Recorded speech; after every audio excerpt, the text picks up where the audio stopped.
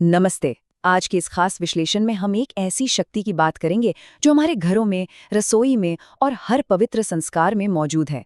जी हाँ, हम बात कर रहे हैं अग्निदेव की। एक प्राकृतिक ब्रह्मांडीय तत्व से लेकर एक भावुक और सक्रिय रक्षक बनने तक का उनका सफर बहुत ही अद्भुत है। इस सफर में हम 5 मुख्य पड़ावों से गुजरेंगे। ऋग्वेद के प्रथम देव, उनका रहस्यमयी स्वरूप, खांडव वन की दिलचस्प घटना, महर्षि भृगु का श्राप और अंत में रामायण की अग्नि परीक्षा का वो सच जो शायद ही कोई जानता हो।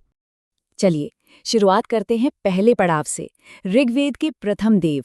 समय में थोड़ा पीछे चलते हैं, जब दुनिया के सबसे प्राचीन ग्रंथ लिखे जा रहे थे। देखिए, एक बहुत ही हैरान करने वाली बात है। दुनिया के सबसे पुराने ग्रंथ ऋग्वेद का बिल्कुल पहला मंत्र शिव, विष्णु या इंद्र को समर्पित नहीं है, वो सीधे अग्निदेव को समर्पित है। अग्निमीणे पुरोहितम, जिसका मतलब है मैं उन अग्नि की स्तुति करता हूँ जो यज्ञ के पुरोहित हैं। इसी वजह से उन्हें प्रथम देव का दर्जा मिला है। और वैदिक युग में उनकी अहमियत का अंदाजा इसी बात से लगाया जा सकता है कि अकेले ऋग्वेद में अग्निदेव के लिए 200 से भी ज्यादा सूक्त हैं।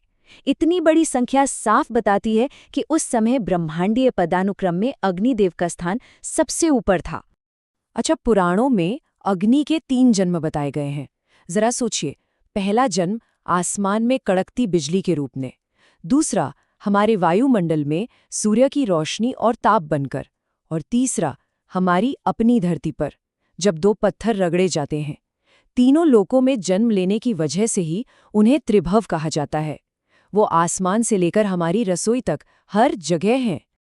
अब आते हैं दूसरे हिस्से पर, उनका रहस्यमयी स्वरूप। अग्निदेव का सिर्फ जन्म ही अनोखा नहीं है, बल्कि उनका भौतिक रूप भी बहुत गहरे प्रतीकों से भरा हुआ है।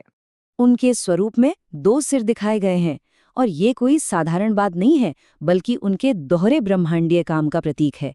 एक सिर से वो देवताओं को अमृत देते हैं और दूसरे से हमारे पितरों यानी पूर्वजों तक भोजन पहुंचाते हैं।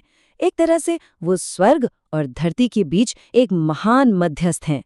उनके रूप में 7 लाल और सुनहरी जीभें हैं और उनका वाहन एक भेड़ा है जो शुद्धता का प्रतीक है। लेकिन सबसे खास है उनकी पत्नी देवी स्वाहा। हम जब भी हवन में आहुति डालते हुए स्वाहा कहते हैं ना, तो असल में देवी स्वाहा और अग्निदेव ही मिलकर हमारी प्रार्थनाओं को देवताओं तक पहुंचाते हैं। सच तो यह है कि बिना अग्नि के देवता भूखे ही रह जाएंगे। यहाँ एक और बहुत दिलचस्प बात है। अग्निदेव का एक खास नाम है जातवेद, जिसका मतलब है सब कुछ जानने वाला। वो सब देखते हैं, हमारे कर्म, हमारे विचार, सब कुछ।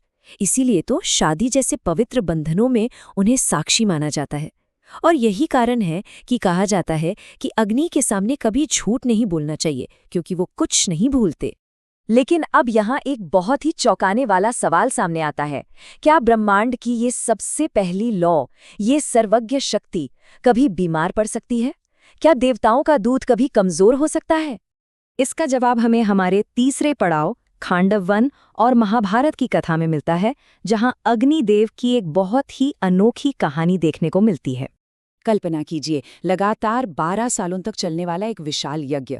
12 सालों तक बिना रुके अग्नि में घी और आहूतियां डाली गईं। नतीजा क्या हुआ?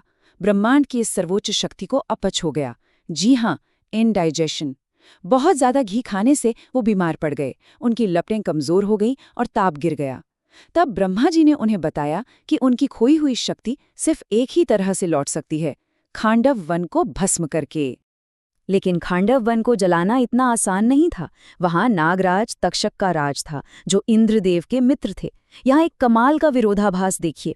अग्निदेव ने उस वन को जलाने की 12 बार कोशिश की, और 12 बार इंद्रदेव ने मूसलाधार बारिश करके उन्हें बुझा दिया। ब्रह्मांड की पहली लौ बार बार अपने ही साथी देवता से हार रही थी। तब जाकर अग्निदेव ने समुद्र के देवता वरुण को पुकारा। उन्होंने अर्जुन को मशहूर गांडीव धनुष, अक्षय तरकश और एक दिव्य रथ दिलवाया, और श्री कृष्ण को मिले सुदर्शन चक्र और कौमुद की गदा।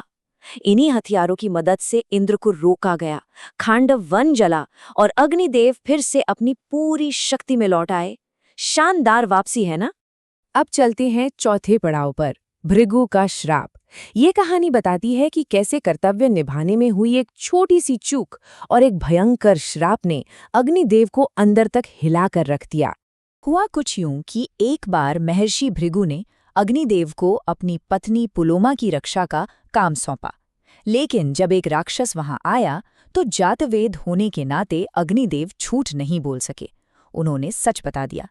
भले ही वो राक्षस बाद में भस्म हो गया, लेकिन महर्षि भृगु बहुत क्रोधित हुए कि अग्नि ने रक्षा करने के बजाय सच बोलना क्यों चुना। गुस्से में उन्होंने अग्नि को सर्वभक्षी होने का श्राप दे दिया, यानी अब से उन्हें पवित्र और अपवित्र हर तरह की चीजें खानी पड़ेंगी।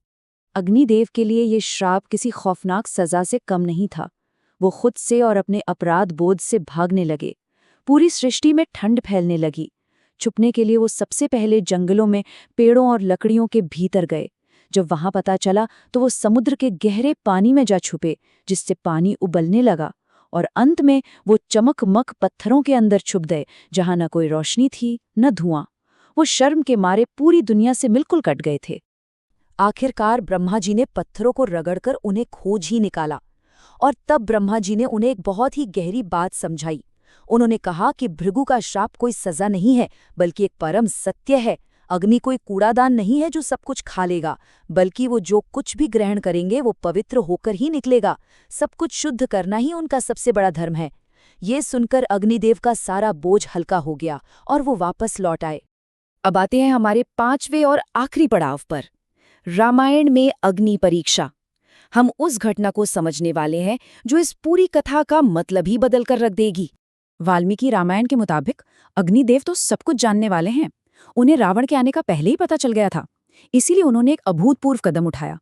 उन्होंने असली माता सीता को अपनी ज्वालाओं में सुरक्षित छिपा लिया और उनकी जगह एक माया सीता यानी एक परछाई को रख दिया। रावण जिस सीता का अपहरण करके लंका ले गया था, वो असल में वो माया सीता ही थी। तो यहाँ समझने वाली सबसे जरूरी बात यह है कि जब लंका युद्ध के बाद सीता जी अग्नि में प्रवेश करती हैं, तो वो पवित्रता की कोई परीक्षा थी ही नहीं। दरअसल वो एक दिव्य मिलन था, जहां अग्निदेव ने माया सीता को वापस ले लिया और अपनी सुरक्षा में रखी हुई असली माता सीता को भगवान राम को सुरक्षित लौटा दिया। उन्होंने एक रक्षक की वो भूमिका निभाई जो शायद कोई और निभा ही नहीं सकता था। ऋग्वेद के पहले मंत्र से लेकर माता सीता की रक्षा करने तक का ये सफर हमें एक बहुत बड़ी बात सिखाता है। जलाना हमेशा नष्ट करना नहीं होता, ये शुद्ध करने के लिए भी जरूरी है। अग्नि की इस पूरी विकास यात्रा को देखकर बस एक ही विचार मन में आता है, क्या अग्नि सिर्फ आग की एक भौतिक लपट है, या हमारे भीतर मौजूद वो चेतना जो हर तरह के अंधेरे को मिटा सकती है? इसी विचार के साथ हम आज का ये विश्लेषण यहीं समाप्त करते हैं।